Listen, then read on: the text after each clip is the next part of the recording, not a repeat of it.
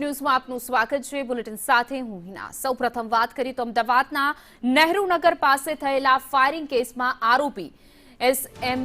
પટેલે નિવેદન આપતા કહ્યું છે કે વિવાદિત જગ્યાનો કબજો રિટાયર્ડ ડીવાયએસપી અશોકસિંહ પાસે હતો અને તેને ભાડે આપવા સમજૂતી કરાર કરાયો હતો, પરંતુ એમસીએ સ્ટોલ હટાવવા નોટિસ આપતા ડિપોઝિટ પરત લેવા બાબતે વાતચીત ચાલી રહી હતી। આ દરમિયાન મામલો વિચકાતા રિટાયર્ડ ડીવાયએસપી અશોકસિંહે પોતાની લાયસન્સવાળી પિસ્તોલથી 5 રાઉન્ડ ફાયરિંગ કર્યું હતું। પોલીસે આર્મ્સ એક્ટ હેઠળ ગુનો નોંધીને અશોકસિંહ અને ખ્યાતિ અને સિદ્ધરાજની અટકાયત કરી છે અને પિસ્તોલનું લાયસન્સ પણ રદ કરીને પ્રક્રિયા હાથ ધરવામાં આવી છે।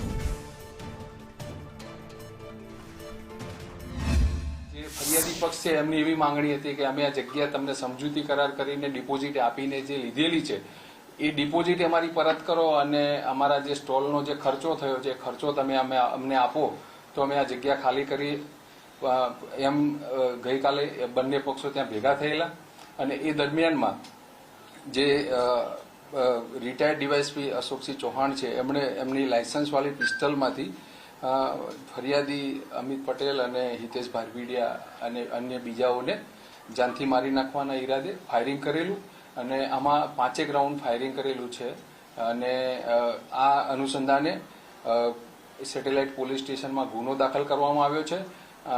આ જે ગુનો દાખલ કર્યો એમાં જે રિટાયર્ડ ડીવાયએસપી અશોકસિંહ ચૌહાણ એમના